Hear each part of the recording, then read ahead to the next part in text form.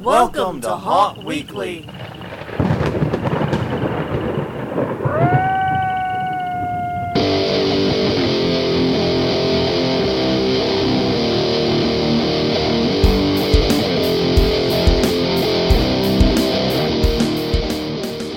Hello everyone, I'm Jonathan. I'm Crystal. And this is Haunt Weekly, a weekly podcast for the haunted attraction and haunted entertainment industry.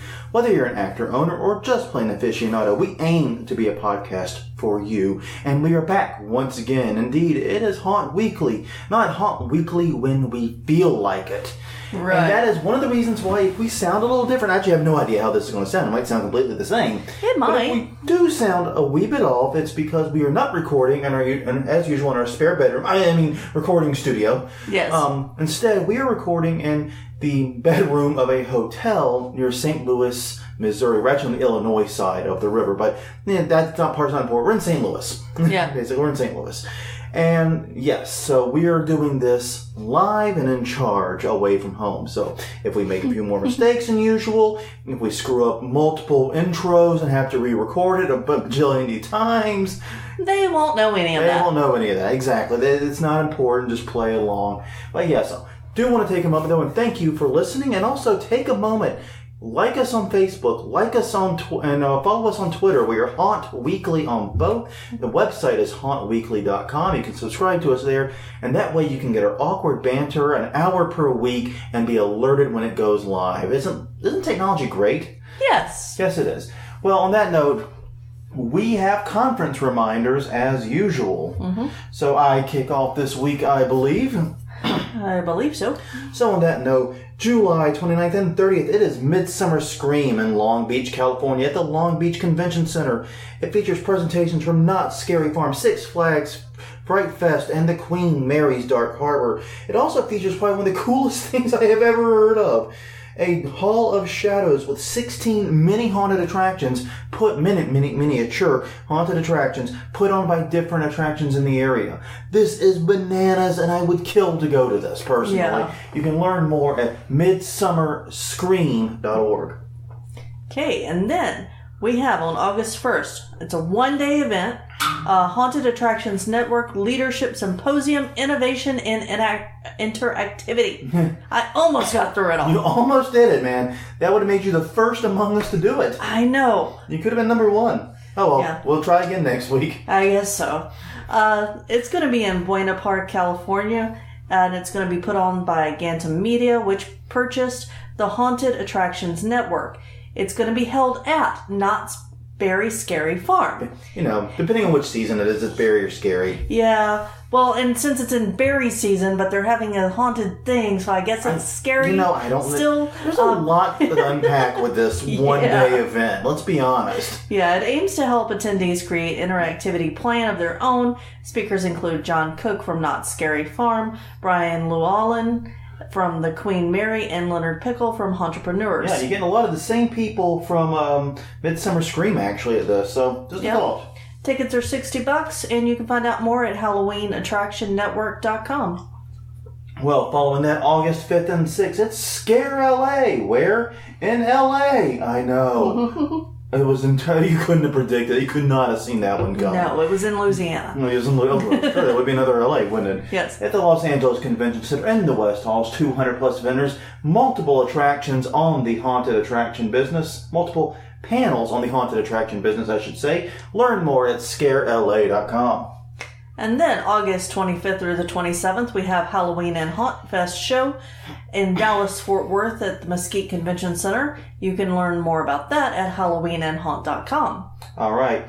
And then, for our last one right now, you have Sinister Creature Con, October 14th and 15th. I suspect a lot of our audience will be quite busy at that time. Yes. But still, it's at the Scottish Rite, R-I-T-E Center in Sacramento, California. A little West Coast stuff. I just realized that. Yeah. It includes all things horror, including panels from filmmakers, makeups, haunted attraction engineers, and actors.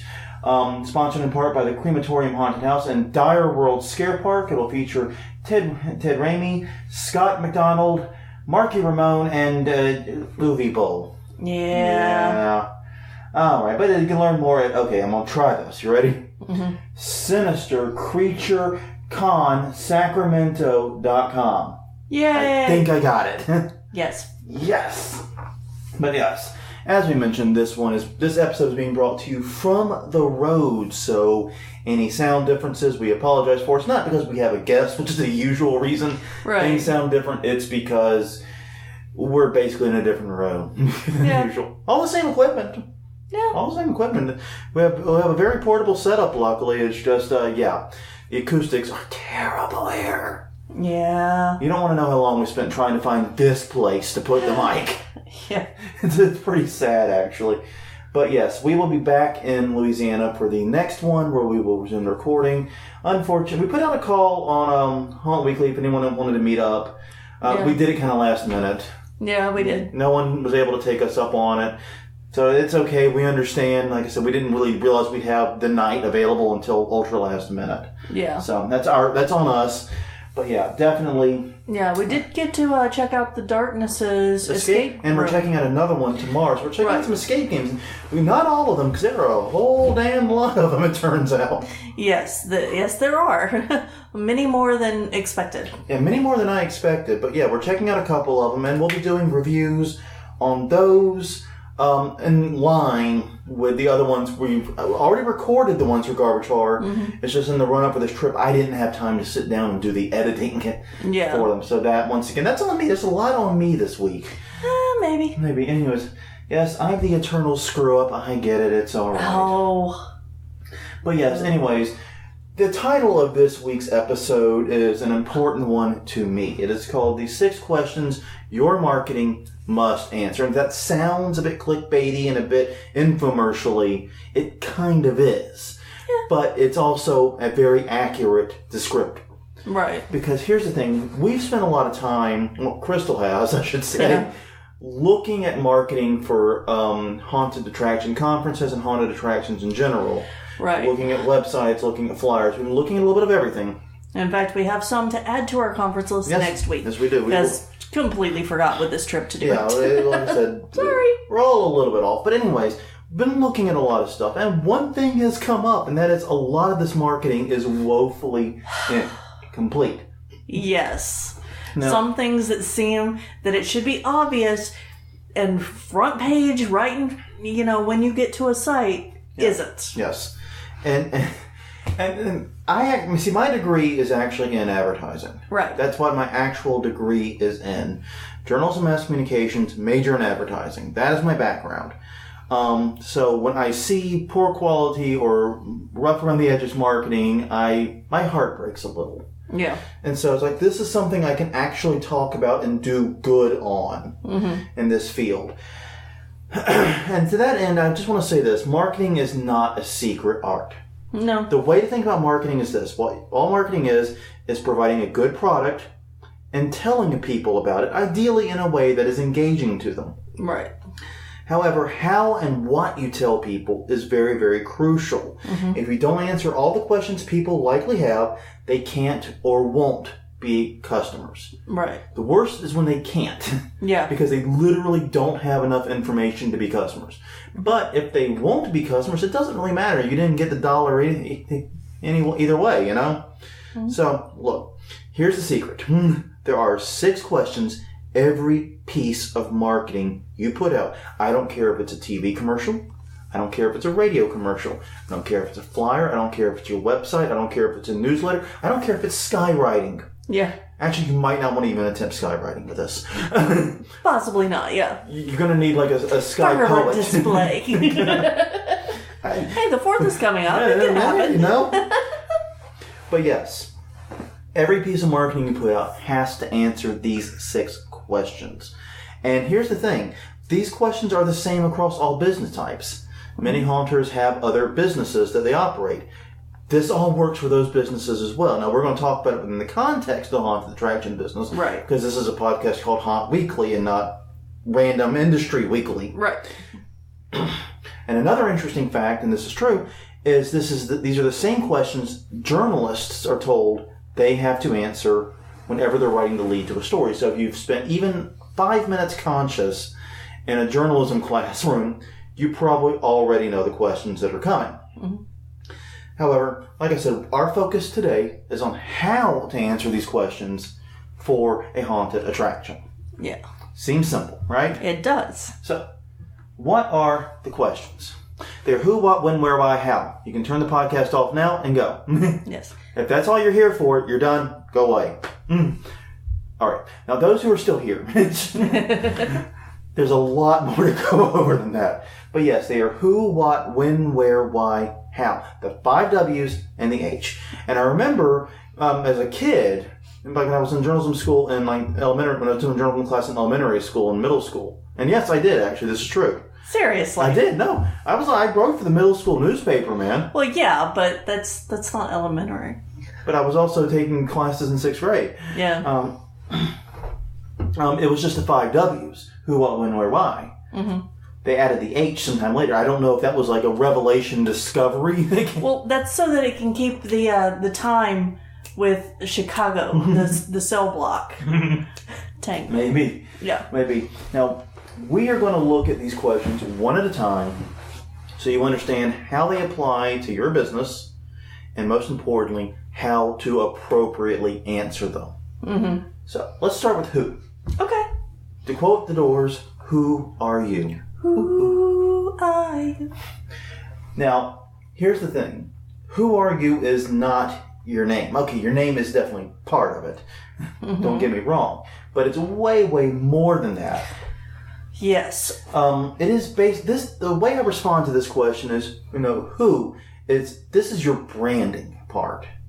This is everything you do to brand your specific haunt. It includes your name, your logo, your color scheme, your font choices, your signage, everything. Mm-hmm. Everything you do to indicate who you are to the public.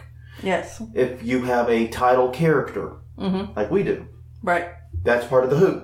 Yes. That ugly mug, yes. unfortunately for all of us, is part of the who. And the long and short of it is, you have this brand that you're hopefully building across all of your marketing. Everything you're doing, including the signs out front of your building, every flyer you put out, your logo design, your name, everything hopefully ties in together. And this is something we actually see a lot of haunts really get squirrely on. Yeah, and it's not just haunts, because no, you're right, absolutely. Yeah, because I'm going to tell a quick story that's not haunt related, but one of the last offices I worked at, I got there and I looked at their website and then I looked around the room. Because their website was green and yellow. It was green and like tan. It was like a tan. Yeah, it was Simpsons color. It wasn't like Simpsons yellow, but it was like, it was bizarre. Yeah, and wood grain. So it looked fine together, and it fit the industry. They were a green industry, it did fit that. But the company colors were gray and maroon. Yeah. There's a problem there. Yes. Because people would go to that and they wouldn't even recognize it as ours. So that's the first thing I changed. The first week I was there was the entire site. And then you changed it. First you changed the colors, then you went back and changed the actual site itself because it needed an overhaul anywho, if I recall correctly. Yeah. But, another example is I have seen haunts that, for example, they did this like almost standard heavy metal blood drip letters and all that. Blood drips are so cool though. Yeah. I can't, I can't read them, but they're cool. They look so awesome. But no, they did like the standard heavy metal band blood drip font thing. Yeah. It's super generic. And then you get there and everything's military themed. Yeah. Completely. And I was actually unsure I'd arrived at the right place. Yeah. Now, for the purpose of an individual ad, like your individual flyer, right, the main thing to do is to make sure you have your name and you have your logo and you have the visual markers of you in that, or the auditory markers of the radio ad. You indicate who you are. Now, that ad, though, has to fit the larger picture and tie in with everything else you're doing. It is one piece of your branding. Right. Think of it as a slice of the branding pizza, if you will. Yeah. And so if that slice looks drastically different than all the other slices, it's not really answering the question, who? Right. I would also say, as far as your logo goes, make sure that you get it on a transparent background. Yes. So that way when you do interviews and things, you can just send it directly to the people who interviewed you to use your proper logo. And a high resolution one, 300px. Yeah. Yeah, whoever does your logo should definitely give you a print-ready, transparency logo. If they don't, dude, I don't know where the hell you even found them. Yeah. I'm gonna be honest. I know that I've made some banner-style logos for the test site. Yeah. Which is coming still. Yes. One of the plugins is just squirrely. Anyway, but... Minor tech issues. Yeah, but it's always frustrating when haunts don't have an official logo. Yeah. Or they don't have a clean version of it for the media. And that should be something that you consider putting on your website, is a media press page. Yeah. That's something that I don't think I've seen a single haunted attraction actually do. Can you recall one? No. And, that's something that a lot of universities do. Oh, absolutely.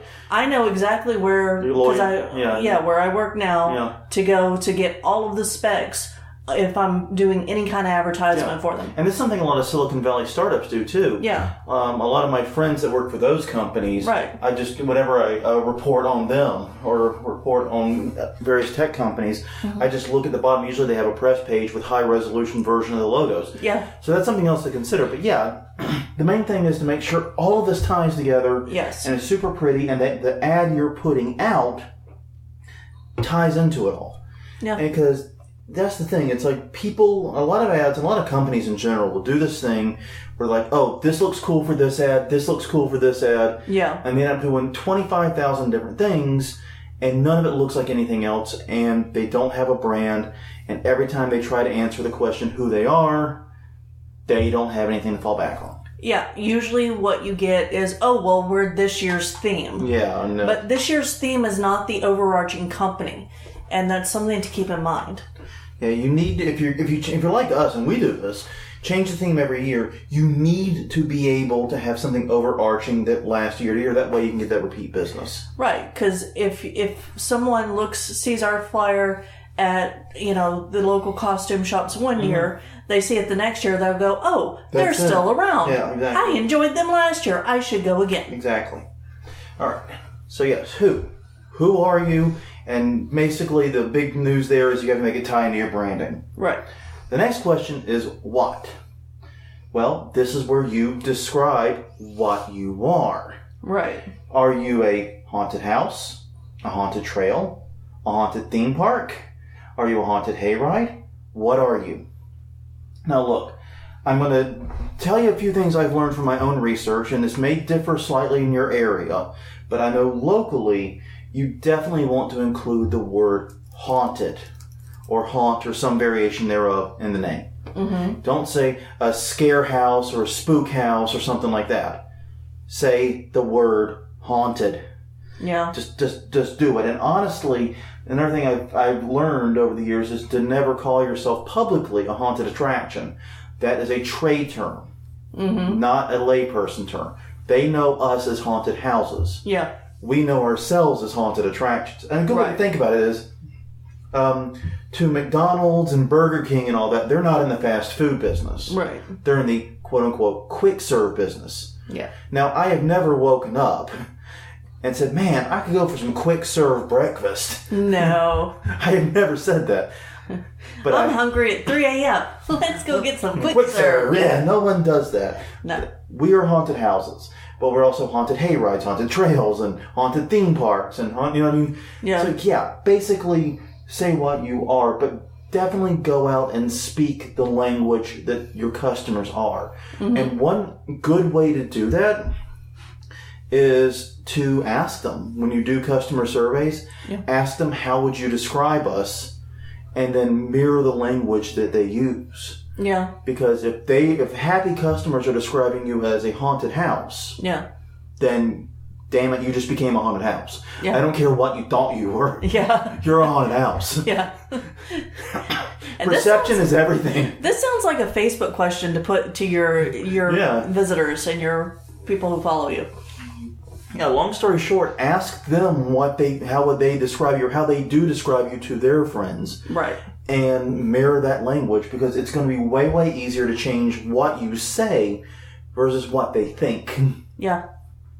You can change the language like that. Yeah. But you're... Yeah. Well, I mean, even me, whenever I'm trying to bring someone, even someone who works with us in our haunted garage, our home haunt, we say haunted house. Yeah. You want to go to the haunted house with us? Yeah. We don't say you want to go to the haunted attraction. It doesn't sound right. It doesn't. But yeah, basically say what you are. Find a term that is descriptive, is easy to understand, to let people know what you are. Now, here's the thing. People may already know what you are. Yeah. I mean, like the House of Shock locally in New Orleans. Well, not locally to where we're sitting at this exact moment. You said to New Orleans. But I guess the darkness, being locally to where we're at now, probably doesn't have to tell too many people it's a haunted house. Right. But you better believe they still do it. Yeah. Because, or I guess in the House of Shock, they call it a haunted, I can't remember what they call it. A haunted a Halloween festival. You know what? Don't follow the House of Shock's example. No. Their example sucks. Follow the Mortuary's example. They call it a haunted house. It's called the Mortuary Haunted House. Yes. Yeah. But, so yes, maybe don't listen to the House of Shock on this one. Well, they, Oh, they changed their site. Let's see. This says horror show. Oh, horror. The little tag at the top says haunted house. So well, you know, for House of Shock, maybe a horror show isn't that terrible of a descriptor. No, because it's more than just the house there. Yeah. So okay, you know what? I retract that statement. House of Shock people, I apologize. I was wrong about that one. Every once in a while it happens. Every once in a while, hey, I'm not wrong much. I was talking about the apologizing. Oh, son of a bitch. Shade is thrown. Oh, man. At the 22-minute mark, shade is thrown. Oh, no. Yes. All right, let's move on. Uh-huh. Let's move on and talk about the win. Now, this one seems like it's easy. It does. And it should actually realistically be easy. Should be. It really should. But for some reason, it's just not a lot of times. Basically, when are you open? When can people come and see you? Yeah. And, God, how many times have we gone to haunted attraction websites and we've seen dates but not times? Or times but not dates? Or the start time be dusk. That's the most annoying because that's not consistent. Yeah, then I'm scrambling to another website to look up when dusk is, and then, you know, sundown and dusk are actually two different things. Yeah. Dusk is actually an arbitrary term between when the sun goes down and when it truly gets dark. Yeah. So then we've got like a 20-minute window you might open. Yeah. Just, when the hell are you open, man? Yeah. When can I go in? Yeah, and this is the thing. Try to make this one as easy as possible. Please? Because, okay, I understand that haunts open at different times, often open up at different times during the season and on different nights. For example, haunt that opens up on a Sunday may open later or close earlier than when it does on Saturday. Right. Fine. Totally cool with that. Be clear about it. Yes. You know, don't say we open at 7 and I've had this happen. Yes. Get to the haunt and then find out, oh, we're opening at 8:30 today or some crap. Yeah, because we're waiting for dusk. Yeah, we're waiting for dusk. You're inside. Why does it matter? Yeah, what do you care? I mean, the line has to be dark. Yeah. Yeah, so please get that together and make it simple. When are you open? Dates and times are the crucial information here, and try to make that information succinct. If you can't quickly explain to me when you're open, then your schedule probably needs some work. Right. If you say dusk, for example, I mean, like if you have like a haunted hayride or something, I understand the temptation to do that. But just pick a time, even if it's like a 15-minute time, that you know is after dusk. Yes, we open at 8:30 every night. Yeah, we open at 8:30. We open at 8. We open at 8:45. Yeah. You know what I mean? 8:15. I don't care. Yeah. Pick a time that you know you'll be open at. Yeah. And so that way people like me who are punctual and like being there ideally as close as possible to when a haunt opens, so that way I can hit more haunts. Right. This is why it's important to us. Yeah. So that we know when to be there. And the definition of open is not open box office. Oh, yes. It is, when is the first group going into your doors? Yeah, how many times have we been at a haunt that opened at 6 to find out, oh, it's the box office that opens at 6. The haunt doesn't open till 7 or 7:30. Too freaking many. So we show up, we buy tickets at 6, and then we have an hour to 90 minutes of time to faff about. Yeah. And that's not pleasant. Yeah. Also, in a similar vein, be sure to try and say when the last group goes in. I recognize, and I have done it. Mm-hmm. In fact, look, and this is where I'm going to admit, a lot of these marketing things, I've made the mistake too. Right. I'm not claiming angelic purity on this one. This is one I've screwed up, and we stopped screwing it up some time ago. Yeah. Say when the last group goes in. Yeah. Say, when do you close? So that way I know if I show up before 11 or 10:30 or whatever, right, that I'm going to go in that door. Yeah. Go ahead. And real quick on conferences, haunt conferences. Oh, Jesus.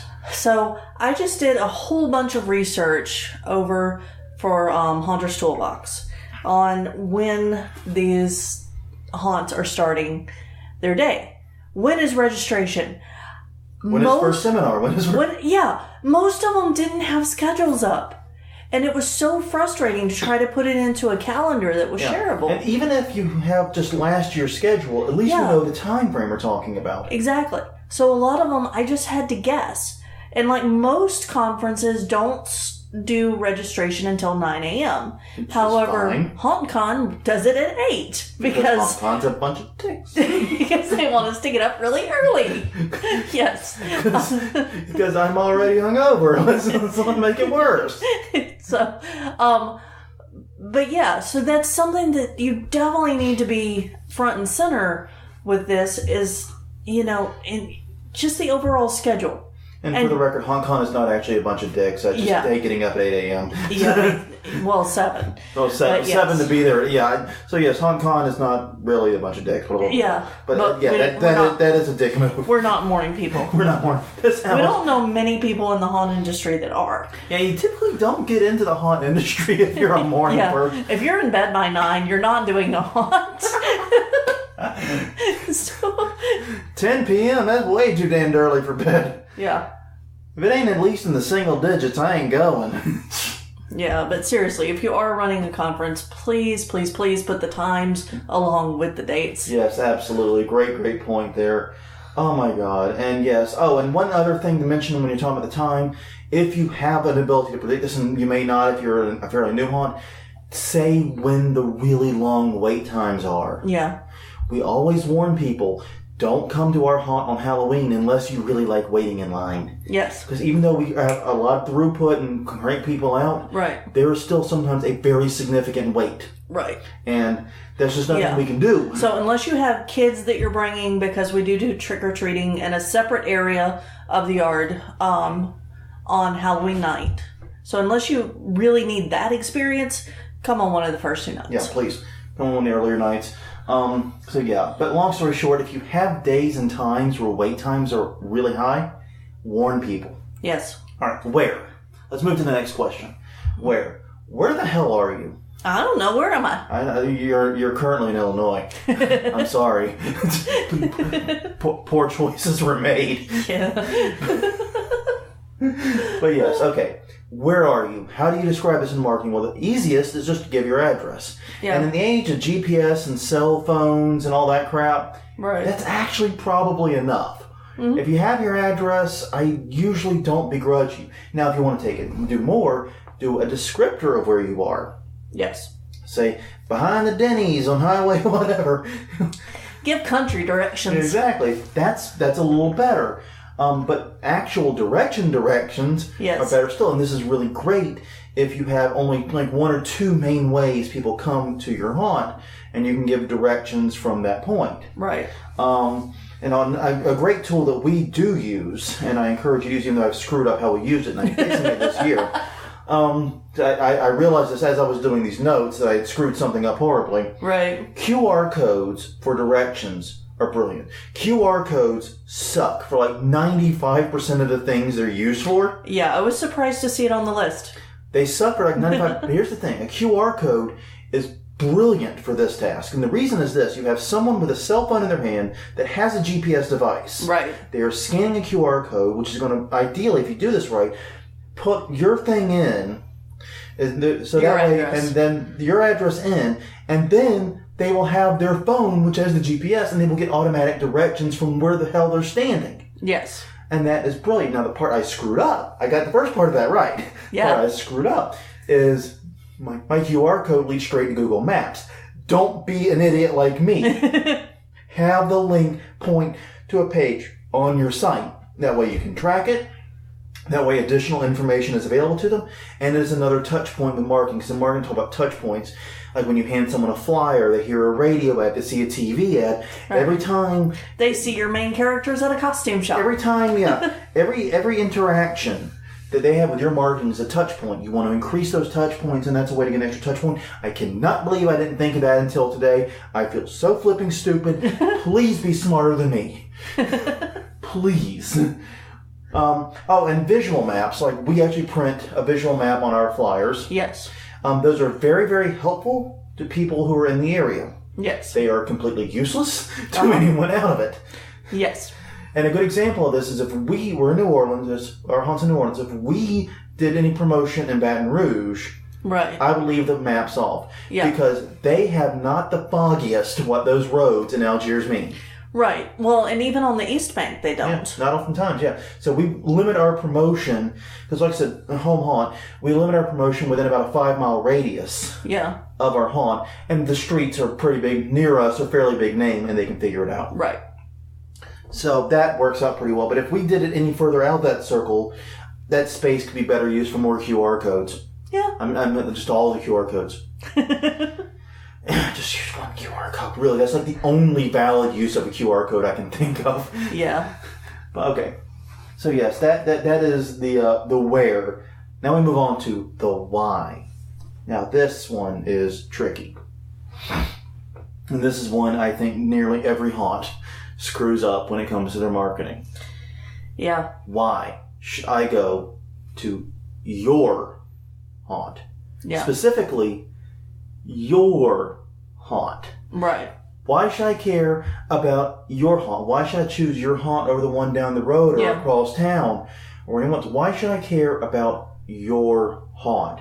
People, and see, the thing about this is whenever we see haunt marketing, it always focuses on we're the scariest, we're super scary, come be afraid, and blah, blah, blah. Okay, that's good, that's fine, that's great, that's beautiful. But all haunts say some variation of that. Right. What makes your haunt unique? Do you have a character that's unique to you? Mm-hmm. Do you have an attraction or something that is special to you? Zombie paintball. Yeah, exactly. Rice did it right. Yeah, exactly. No, then that's actually a very good example. That's how Rise first got us out there. Yeah, it is. And you see, we're in New Orleans. Rise is up in Tickfall, which is up past... it's over an hour away. It's about 75 minutes away from us. And we would not go to Rise just for, an everyday rando haunted attraction. Okay. Well, yes, we would. Yes, we would. Okay. Well, normal people would. Let's pretend, though, we're not lunatics for a minute. Let's pretend we're normal people here. We would not go 75 miles out of our way. Yeah. To go to Rise. Not past 2 other attractions in the area. Exactly. Even though, as we've proven in the past with lines at the House of Shock, we can actually get there. Yeah, it's a weird story. Yeah. Anyway, but yeah, so they advertise zombie paintball heavily. Mm-hmm. And that is their unique point, their selling point. They have something that other attractions in the area do not have. Mm-hmm. And it was something we were very, very curious about. Right. And a lot of people are, and a lot of people love it for that. Yeah. And that is a great example of value-added selling. Yeah. Now, I'll say this. I did the zombie paintball at Rise. Yes. It was all right.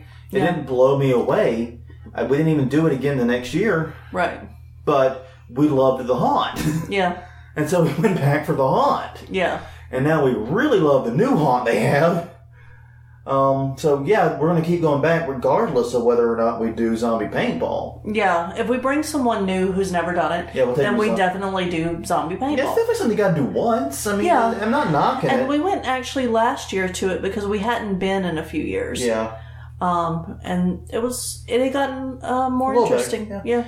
But they built it up some. But I think part of it is just that zombie paintball, I think, as a concept... Yeah. It's one of those really exciting things in marketing. Right. But not quite as awesome when you're actually doing it. Yeah. I think there's a disconnect there. I think that's not just a Rise thing. I think it's in general. Yeah. But still. But that was a unique thing that got us there. The House of Shock, their unique thing is a stage show. The Mortuary, their unique thing is they're in an old freaking mortuary. Yeah.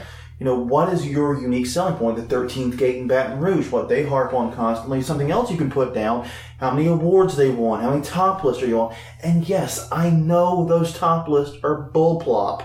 Yeah. Believe me, I know that. I know it because the darkness is on so many of them. That was mean. Okay. They have other great attractions. The Darkness is probably the weakest attraction in their stable, to be frank. But they are moving it, and they are redoing it. So we will be checking that out. Yes. But the point remains is that those lists may not be the most accurate and representative. Mm-hmm. But they are also useful for marketing. Yes, they are. So yes, think about it that way. And so any awards you can seek out, that helps you too. Just remember that.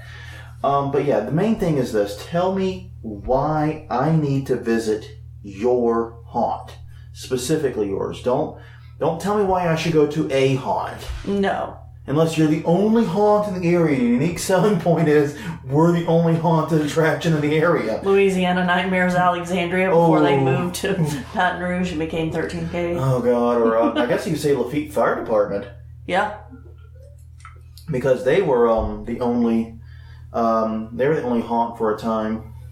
And they're the only haunt in that particular region. Right. We have to drive like 2 hours to get to that one, it seems like. Yeah. I don't know if it's really 2 hours. It just feels like 2 hours. It does. Because it's not highway driving. Well, that and we always stop and get yummy food on the way. Yes, we do. So. It's an excursion for us. Yes. But yes, tell us why I should go to your haunt. And now after all that, we come to actually the most important question. Even though it was apparently added to the list later on, it's like, actually... Oh yeah, we should probably include that. I look at it when marketing as the most important one. Yeah. And that is the how. Yes. And the how is, how do I go? See, if you do the first 5 questions right, people are going to want to go to your haunt. Yes. That is a good thing. Yes. We want to encourage that behavior. So if they want to go to the haunt, your next step is to tell them how they can do it.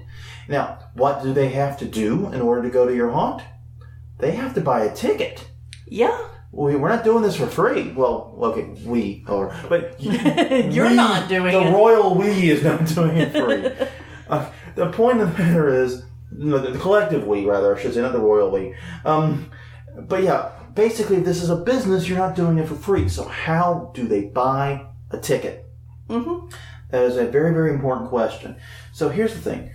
How much are tickets and where can they get them? Those are the 2 most important questions for you have to answer for the how. What's the cost? Where do they buy them? Can they buy them on your website? If not, they should damn well be able to. Yes. Because here's the thing. If you answer those first 5 questions right and you've piqued their interest and they've got this flyer in their hand or they're listening to a radio ad or they're listening to watching a TV ad or whatever, you can make a sale right then and right there. And basically, you don't have to make them wait to come to the box office. Mm-hmm. Could this be another way to use a QR code to take them directly to the buy tickets page? It could be. I don't know if it would be as common for that. Yeah. Because, like I said, the reason the QR code is so good for directions is because you've got the GPS thing in your phone. Right. And it gives you instant directions from wherever they're at. Mm-hmm. So, I don't know. Another question is, I really don't know, and I have to check this out. How many people are buying tickets on their cell phone? Yeah, I don't know. I admit okay, we're hanging out with a 17-year-old kid. And I say kid, and he's about to become a fully legal adult, and that blows my mind right there. Uh-huh. But where was I going with that? Oh, yes. And we're learning about how he's using technology different from how I'm using it. Right. Well, that's because we're old. Yeah, and that's just it. I don't think of myself as that old. Right. I'm hip with tech. I'm no Square Daddy-O. I use Square.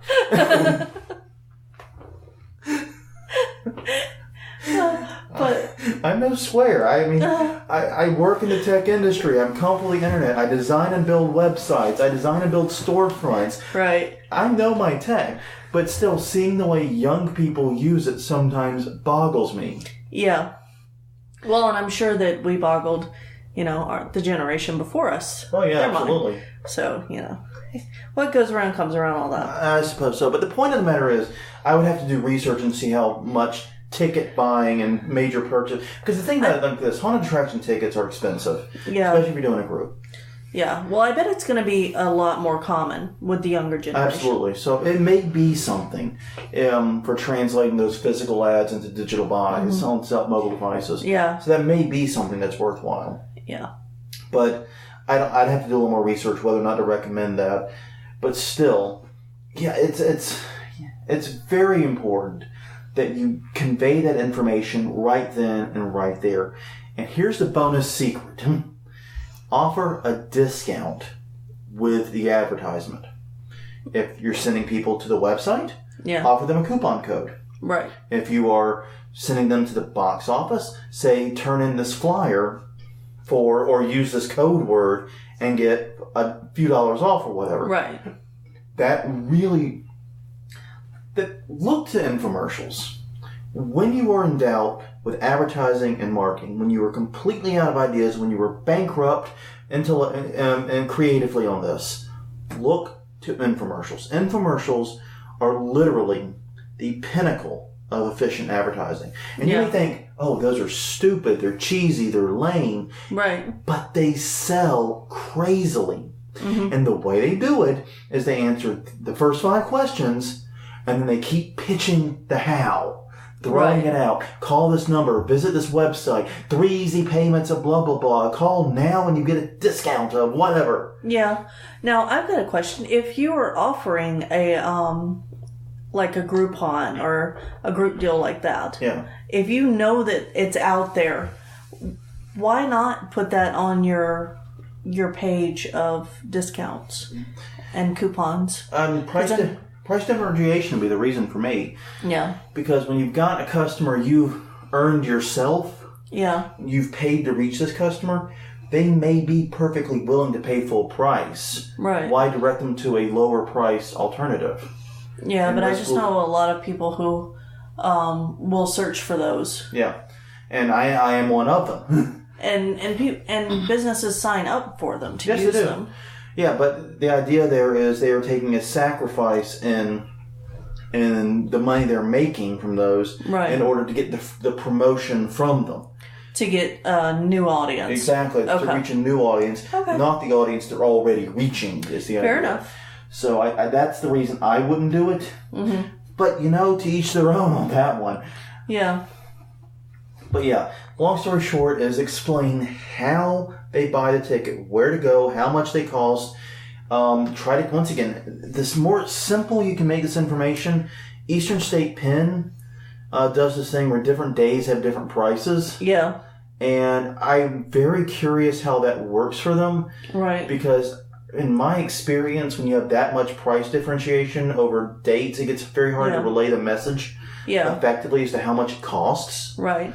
But still, look to infomercials and, like I said, offer all the information on how to buy it and then offer a discount just to offer that immediate reward. Because, man, our animal brains are flipping triggered by discounts at the right time.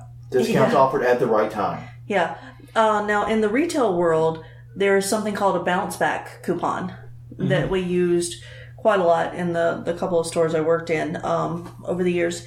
And basically people would buy something and we would say, here, come back this day and bring a friend and you both get a free class or something. And actually, and this is going to sound so cliche, but remember, we've been hanging out with 17-year-olds.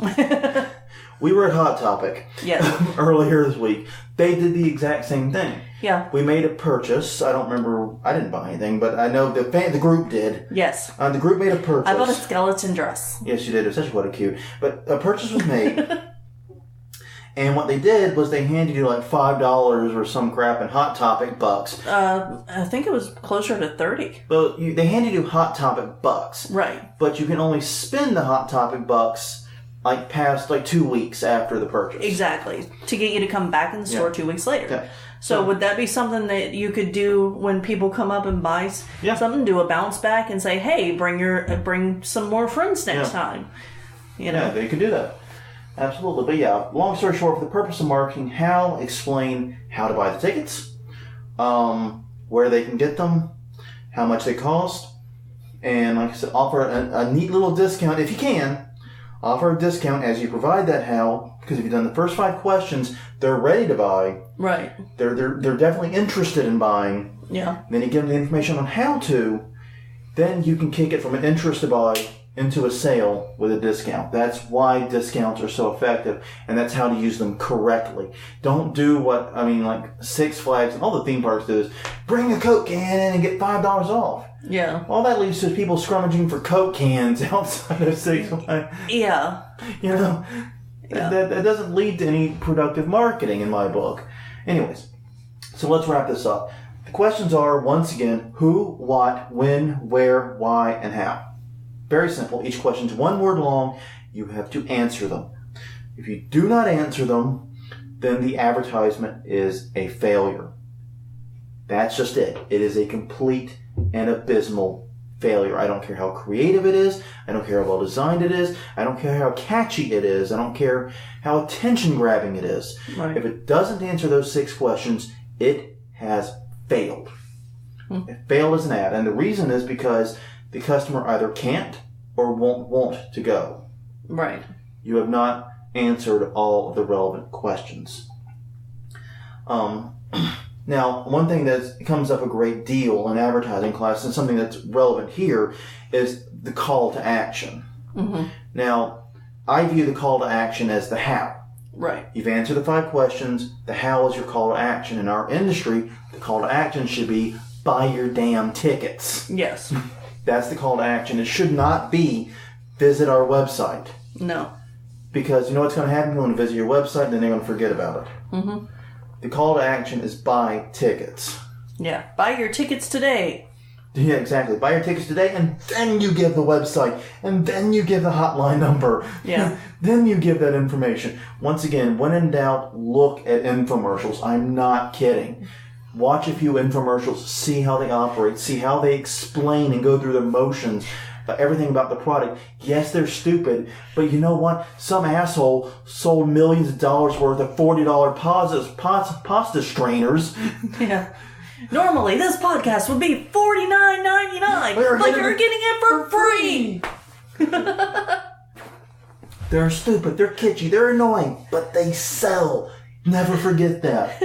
And you know how they sell? By the way, the reason they sell is because they get real-time feedback on how they work. Right. They know the exact moment their infomercials triggering a sale. They know the split second it happens because that's when the phone rings. That's when the click hits the website. Yeah. They get real-time feedback and they use that to iterate them. You watch an infomercial multiple times, unless you're watching the same night and it's like on a loop. Right. It will probably iterate the next time you see it. They'll cut out scenes. They'll add scenes. You know, one of the things that some of those commercials have done is they use they use code words to get your discount. Yeah. That's probably for targeting times that their commercials are more effective. Yes.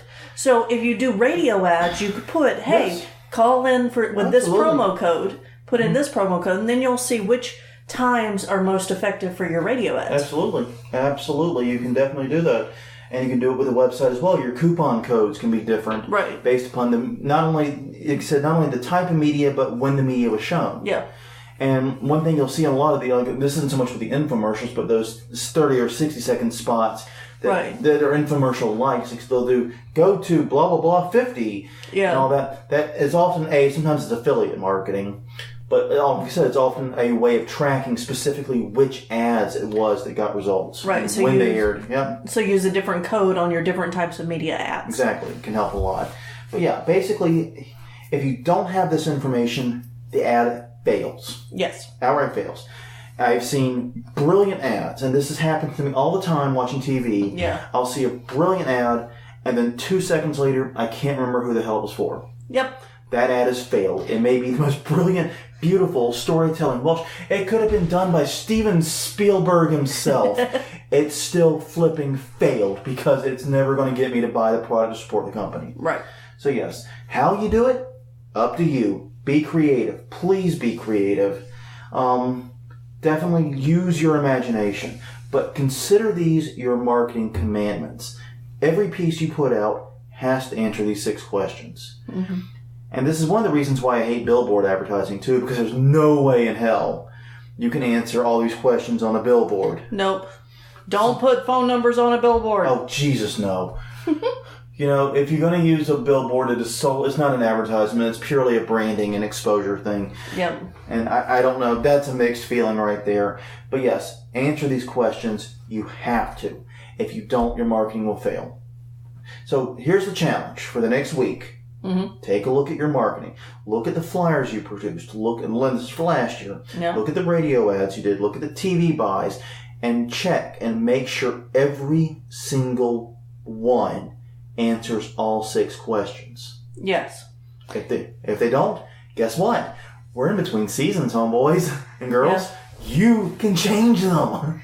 Feel free to post a picture of your flyer from last season in the comments. Yes. Here at Haunt Weekly on Facebook. Yes. Definitely would love to see some of that. And also, if you want us to tear it apart. Yes, let us judge you. We will judge you mightily. Boom. Boom. Yeah, we're not a Slime that calls clipping. Yeah. In this room, everything causes clipping. Yeah. Like, I'm even scared to fart and it'll cause clipping in this room. It's the acoustics are that bad. But yes, if you want to, definitely feel free to post and reply on Twitter at Haunt Weekly, Facebook Haunt Weekly. Let us see your ads. If you've got YouTube videos of them, you've got flyers, you can share the images. Love to see them. Love to see what you guys are doing in this area. Like I said, haunt marketing is probably the area of this industry one of the areas dearest to my heart. Yeah. And I would love to see more of it. Yeah, and you can also just send it to us in a private message. Yes. If you don't want us to tear you apart in public. Yes, indeed. It can be boring about it, I guess. Oh, yeah. But yes, that's literally all the time we have in a little bit, because this has been so much fun to talk about some marketing stuff. But any final thoughts before we cash out? Nope, I think I did that. Well, on a note, as we've said now multiple times, follow us on Twitter at Haunt Weekly. Like us on Facebook at Haunt Weekly. The new website is coming, we promise. It's hauntweekly.com. We have a site up. It just sucks. The current one, yes. The current one sucks. Yes. The new one is much hard on that. The new one is much better, but we're having a tech issue with the podcasting plugin. Yeah. That's the only reason it hasn't been put up, honestly. Yep. We're literally at that stage. So yes, we will make a big old flipping announcement when that actually does happen. Yep. But until next time, everyone, I'm Jonathan. I'm Crystal. And this was Haunt Weekly, episode 82, talking about the 6 questions your marketing has to answer. It's a commandment. We will see you guys next time.